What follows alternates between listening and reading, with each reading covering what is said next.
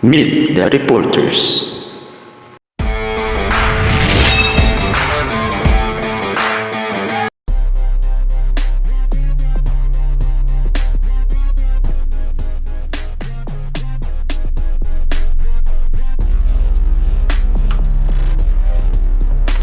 A pleasant morning to everyone. This morning, we're going to discuss with you the different issues and challenges in physical education and sport. As future physical education educators, we must know the challenges and issues in our chosen field. But first, these are the objectives for today's discussion. How are the roles of physical education, exercise science, and sport professionals in the consumer education movement relative to physical activity? What are some strategies that professionals could use to promote daily physical activity throughout the country? What are some strategies that could be used to promote lifespan involvement in physical activity and sport? So let's start the discussion.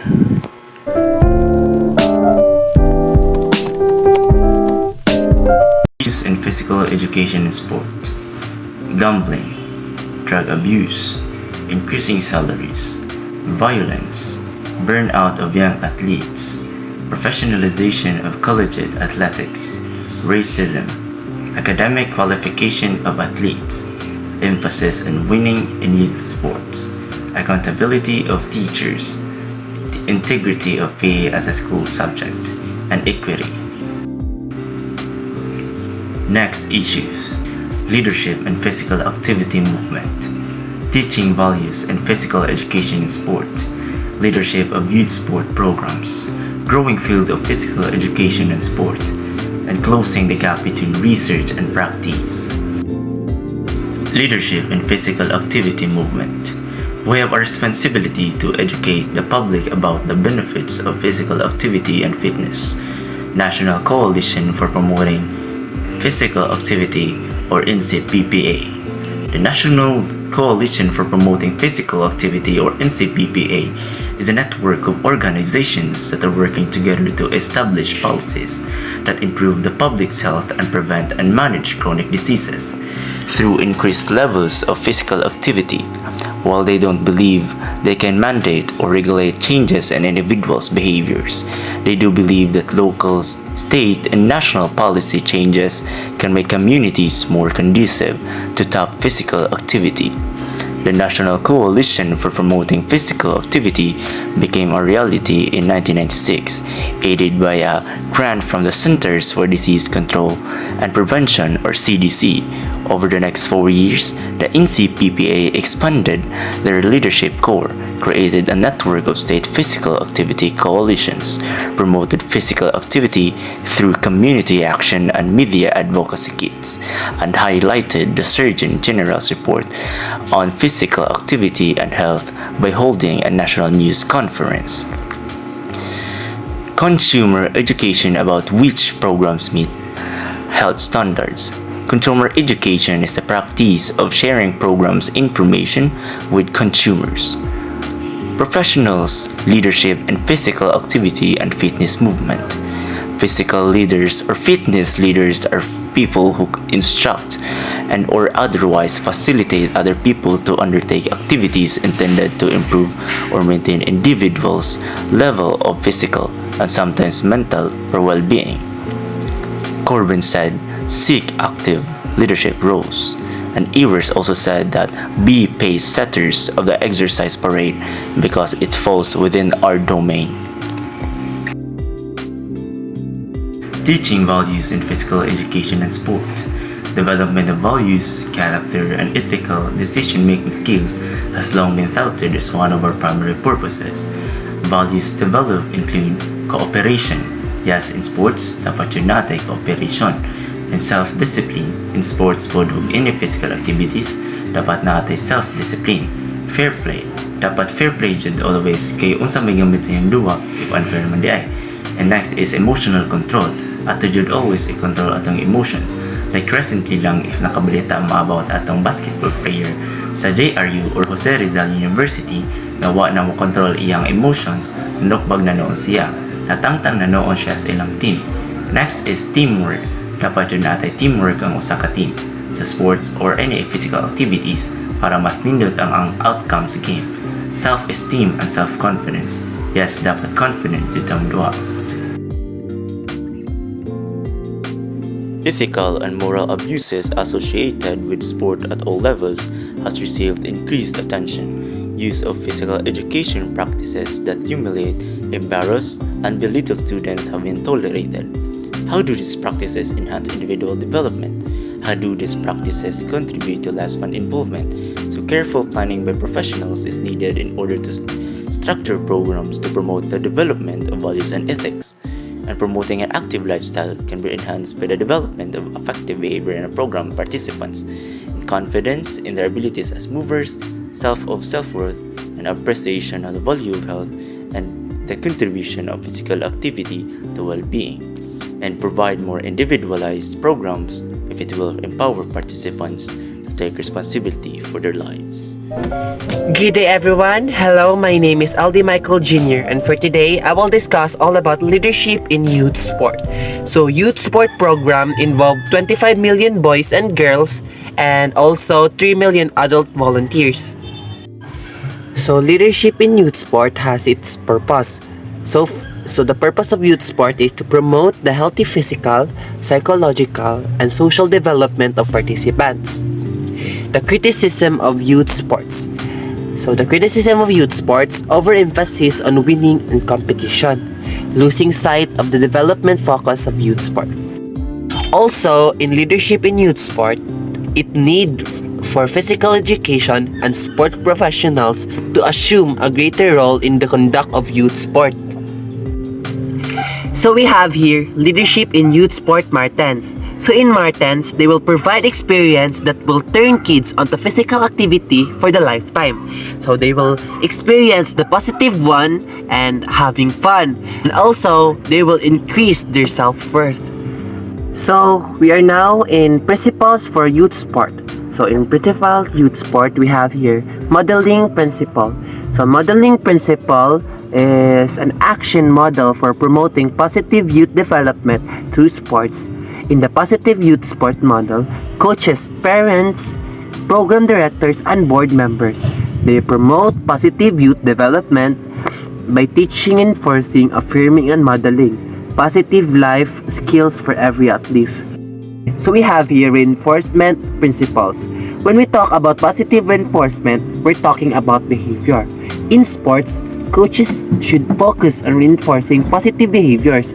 It also means eliminating other behaviors that can interfere with sports and social development. Next, we have here self-determination principle. So, determination is crucial for talent development. Be wise in your decision making and your determination in improving your game. Determination helps us define and decide our goals as well as find the resolve to see those goals achieved. Next, we have here self-worth. So self-worth is defined by the degree worth and competence that we attribute to ourselves. Through sports, we may enhance our self-esteem by having a positive image of our bodies and the physical skills and the abilities that we developed. And lastly, we have here fun principle. So in fun principle, everyone should have a chance to play. In youth sport, it is important to encourage even those players who are the least skilled to have fun playing in the game. Next, we have here leadership in youth sports civility.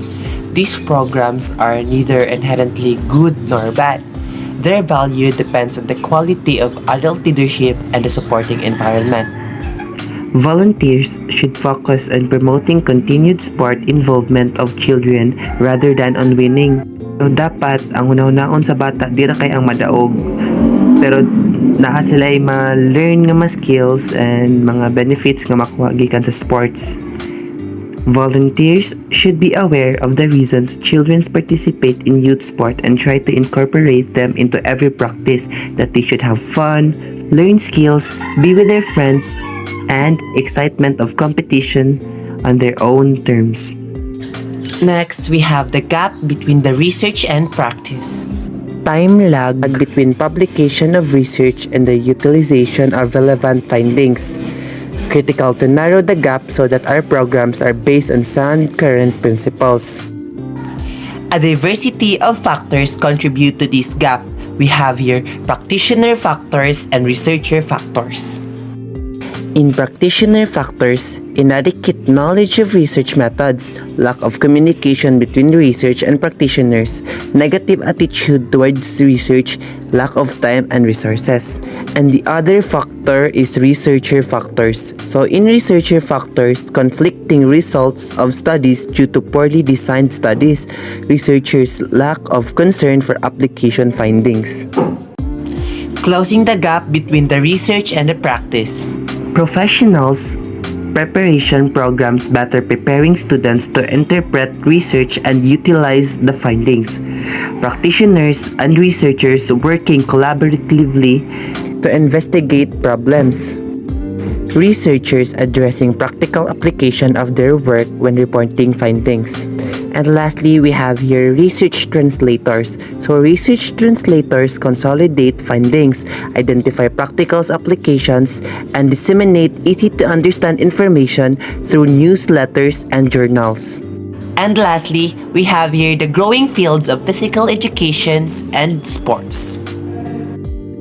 Since the late 1960s, there has been an increased depth and breadth of the field.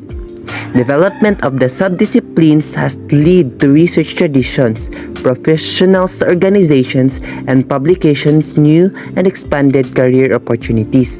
However, the numerous subdisciplines have raised concerns about fragmentation and specialization of the field. And next, it is important to recognize the role of each of the subdisciplines in achieving our mission of helping people to be physically active throughout their lifespan. To continue the discussion, I will give the floor to Miss Gracelyn Dablo. Hi class, I am teacher Grace and I will be discussing the different challenges in physical education and sports. I will discuss first the different challenges in physical education and sports. The first one is a daily quality physical education K-12. Second is advocacy. Third is the attainment of national health objectives. And the last one is the lifelong involvement in physical activity for all people. Let's talk about the high quality daily physical education. A regular, appropriate physical activity can contribute to good health and enhance the quality of life for people of all ages.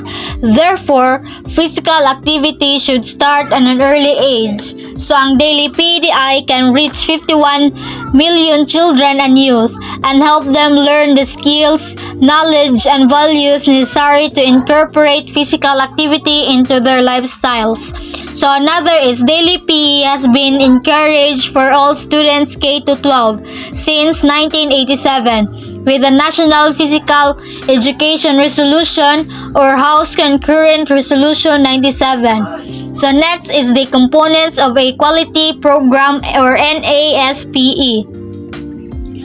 It provides evidence of its effectiveness through assessment of outcomes, provides daily opportunities for the development of skills and fitness. It fosters an understanding of why, when, and how physical activity can be incorporated into one's lifestyle. It also focuses on acquisition and maintenance of health-related benefits of physical activity. It promotes the development of skills for participation beyond the school years, accommodates the needs and developmental levels of all students, teaches students how to apply the concepts of exercise in their daily lives. So high quality daily physical education. PE should be taught by certified physically educators. Each teacher must support the crusade of high-quality daily PE. Importance of shaping healthy behaviors during the early years, harder to change unhealthy habits. Capitalize on current societal interest in wellness, fitness, and physical activity. The The second challenge is the advocacy. Physical education and sports professionals must take an active role in promoting their programs, like using of effective communication to influence others. Must capitalize on societal interest in sport, physical fitness, and health. Otherwise, they'll be continued. Like declining of PE programs in schools, increased privatization of sports, need for health promotion and physical activity programs in the worksite, community, and medical settings. Important to market programs to gain support and to involve more people. It is our responsibility to address the tremendous disparities that still exist in physical activity and disease conditions according to race, ethnicity, age, sex, education, sexual orientation, ability or disability, and income. Increase access to and promotion of quality programs. The NASPE, or National Association for Sports and Physical Education. May is National Physical Fitness and Sports Month. May 1 to May 7, National Physical Education and Sports Week. The AAHPERD, or American Alliance for Health, Physical Education, Recreation, and Dance, and American Heart Association. The activity is the jump rope for heart or the hopes for heart. National Girls and Women in Sports Day. It promotes the increase of opportunities in sports for girls and women. Passage of state and federal legislation. Physical Education for Progress Act, or PEP. Use various forms of media to reach people. Contact organizations that promote physical activity and health and ask them to become more proactive. So, goals of Healthy People 2010. To help individuals of all ages increase life expectancy and improve their quality of life. Second is to eliminate health disparities among segments of the population, including differences that occur by gender, race or ethnicity, education or income, disability, geographic location, or sexual orientation. Achievement of national health objectives. First is take an active role in working with other health professionals. Second is personal commitment of physical education and sport professionals to be role models for healthy, active lifestyles. Attaining these goals will lead to an increased public recognition of the worth and value of our field, as well as increased employment opportunities. Last is the lifespan involvement for all people. Expansion of physical education, sports programs, and services to new settings and population groups like preschoolers, adults, elderly, persons with disabilities. It increased recognition that regular and appropriate physical activity can make a vital contribution to the health throughout the lives of all people. Enhancement of quality of life and longevity. For maximum benefits, healthy habits should be developed early in life. Growth of sport involvement for all ages and abilities. Changes in our programs to accommodate a wider range of individual differences, like culturally competent and developmentally appropriate physical education programs. Access to programs for underserved population is critical, like growth of commercial programs for those who can afford to pay will limit participation by those who cannot afford the fees. And access should be available to all individuals regardless of socioeconomic background. Professional preparation for students to work with an increasingly diverse population across the lifespan.